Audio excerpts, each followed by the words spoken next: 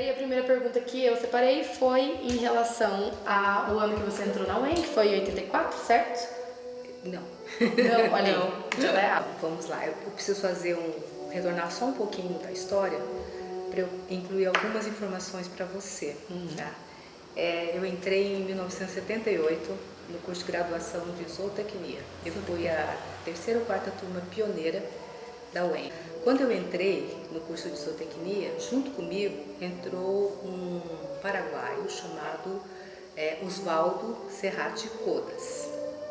Ele tinha feito cursos de História da Arte na Argentina e ele praticamente começou, veja só, nos anos 79 e 80, ele começou a desenvolver alguns cursos na extensão e a promover exposições, e eu participei de um curso de pintura impressionista. Eu ganhei uma bolsa do MEC chamada Bolsa Trabalho Arte, isso na graduação de zootecnia.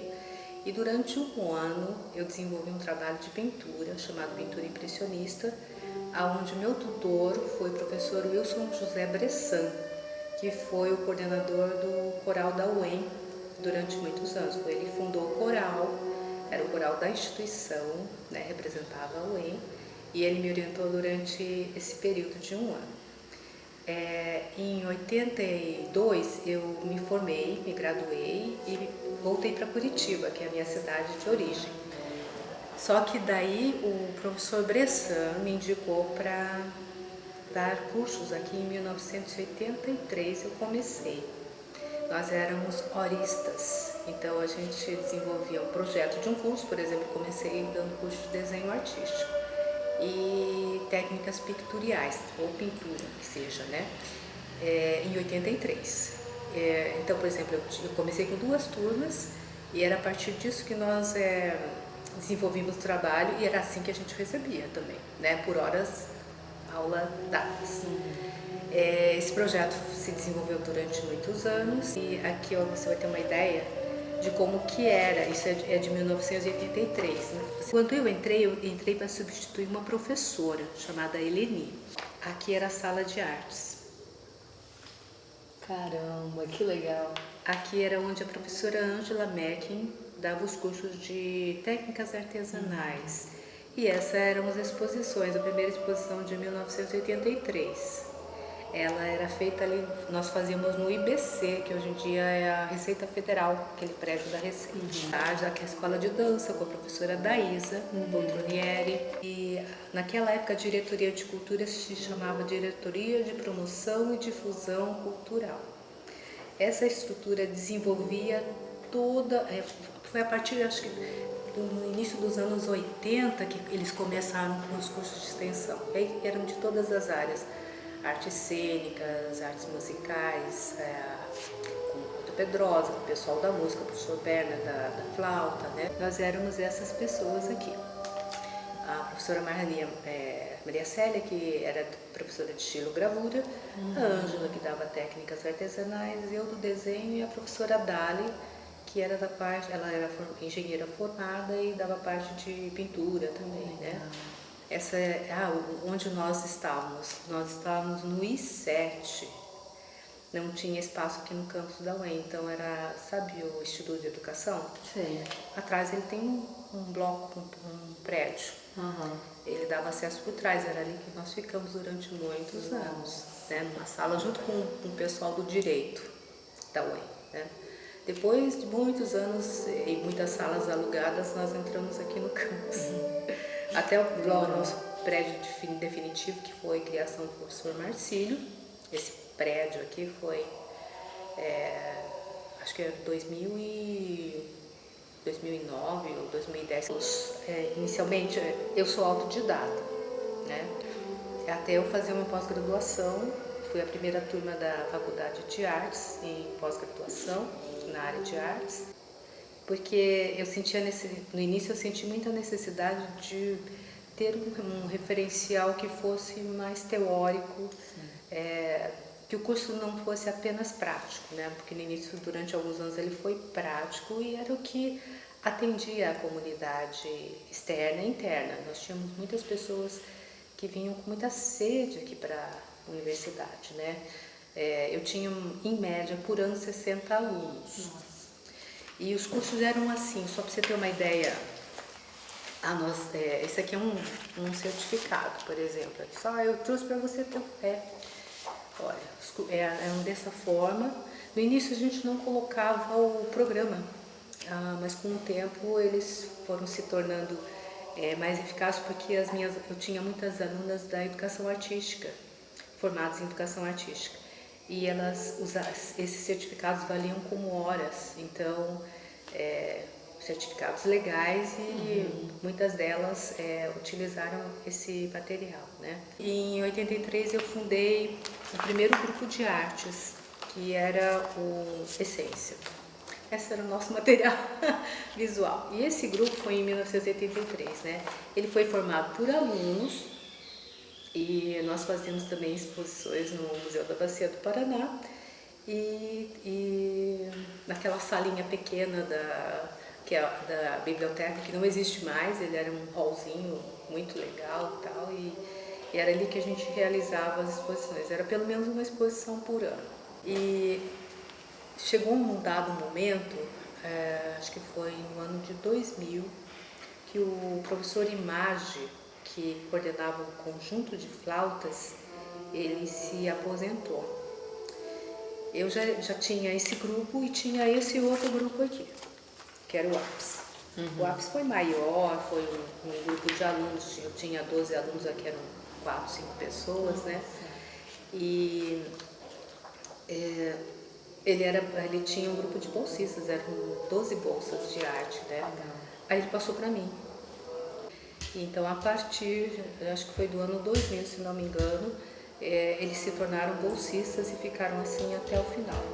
E pelo menos uma vez ao ano nós tínhamos produções, que eram exposições, que eram mostradas no Calil Haddad, acho que foram mais no Calil Haddad, que eram mostras, às vezes temáticas, né? O legal de tudo isso é que as pessoas, elas entravam porque elas gostavam do que estavam fazendo e tinha uma boa relação entre eles também. Essa aqui foi a última exposição que foi feita, chamada Matriz, que foi xilogravura, né? Foi a nossa despedida como os alunos. Então, a dinâmica era essa, eram grupos de estudos, ali eles se relacionavam, estudavam-se técnicas, estudavam-se temas e se buscava o entendimento da produção que estava sendo realizada. Eu perguntei um pouquinho sobre as atividades e os grupos, né? Foi uma pergunta que eu anotei. Então, o ateliê Essência, que você me mostrou, né? Você falou um pouco sobre. Engenho e Seis, que foram projetos que eu encontrei. Sim, foram grupos, foram subgrupos, mas o projeto maior se chama Grupo APES. Tudo dentro do Grupo APES. Esse é o Grupo APES, né? Que é o grupo maior, assim, que era aquilo que era instituído, diria assim, né? Ele foi o que existiu a partir de 1983 e ficou até 2017. Eu encerrei minhas atividades aqui em 2018, né? Então, a ver só, acho que eu estava prevendo que ia acontecer alguma coisa, tipo pandemia, né? E aí, esse grupo trabalhou comigo até essa época.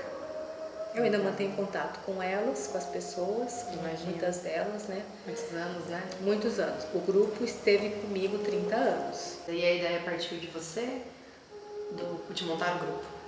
Foi em 1983, porque quando você encontra pessoas que estão imbuídas de boa vontade, querem, você vê que tem um material bom ali, inevitavelmente, senão outras pessoas precisam conhecer o que eles fazem, né? Sim.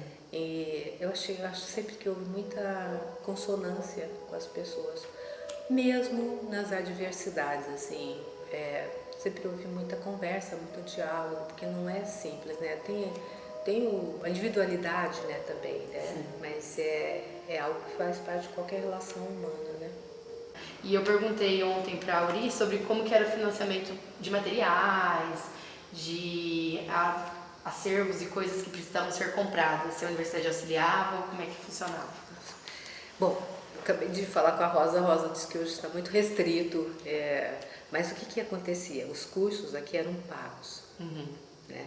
Então, e não era pouco, assim, deixa eu ver assim, vamos olhar aqui no projeto, quanto que era, porque acho que era, nem lembro mais quanto que era, porque era coisa de secretaria.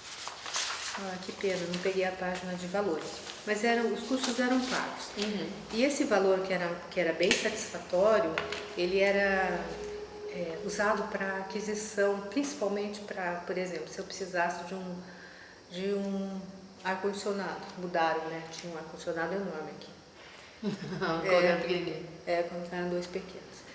Eu tinha dinheiro para fazer isso, eu tinha valores, que eram os valores das matrículas e das mensalidades.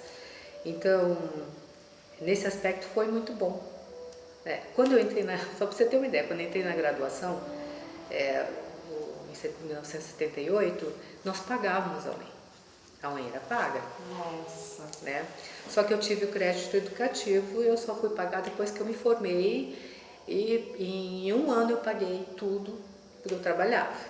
Então esses valores eram usados para isso. Se eu precisasse assim, fazer uma produção, mas não tinha molduras, era tudo justificado também, claro, né? Era tudo muito bem dentro da lei as coisas, né? Como devem ser, né? Ou materiais, eram mais assim, fazer convite. Tudo isso aqui quem pagava eram os projetos nossos, né? Todo esse material era feito a partir dos valores. Então, nesse aspecto foi muito bom. Se autossustentava. Se autossustentava, exatamente. Entendi. Legal.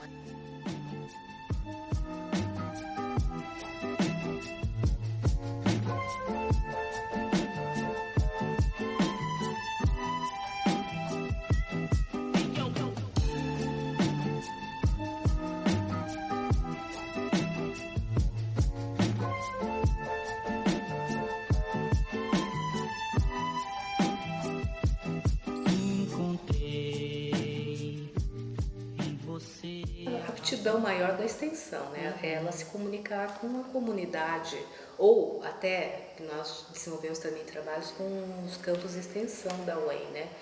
E até São Jorge do Ivaí e tal, e levar alguma experiência artística, né? E com isso a gente também obtinha dados para entendimento de como as pessoas reagiam a determinadas coisas, a determinadas situações, né? E tudo isso foi muito assim, prazeroso, né? Porque não se tinha aquela obrigação, não, você tem que oferecer isso como resultado, uma pesquisa maior, mas sim pelo prazer de realizar, né? Claro que isso também viraram textos científicos, que é a parte que talvez fique, né, mas que a experiência de realizar foi muito maior e muito melhor, né? E também essas atividades que fazíamos junto com as outras áreas, como a dança, com o teatro e eventualmente com a música. Salvo esse desejo de você influenciar pessoas, estimular, sensibilizar as pessoas para o que é o fazer artístico, a ideia do artístico, a produção artística, aquilo que existiu e que existe, que poderá existir, né? Em termos de expressão do homem, tudo, eu acho que isso é igual, né? Então, por isso mesmo eu vejo como uma excelente experiência que foi vivenciada aqui. Os tempos são outros, as ideias são outras, né? Mas que manter isso ou criar algo novo que tenha relação com a comunidade é muito importante. Mas de forma geral, esse aqui foi o nosso espaço onde desenvolvemos as ideias, né? Onde os cursos aconteceram, com essas características, com esse número de alunos, com esse grupo de bolsistas e sempre tentando estabelecer ligações com algumas áreas da própria instituição, né? E foi uma experiência excelente para mim. Eu acho que eu posso resumir dessa forma para você.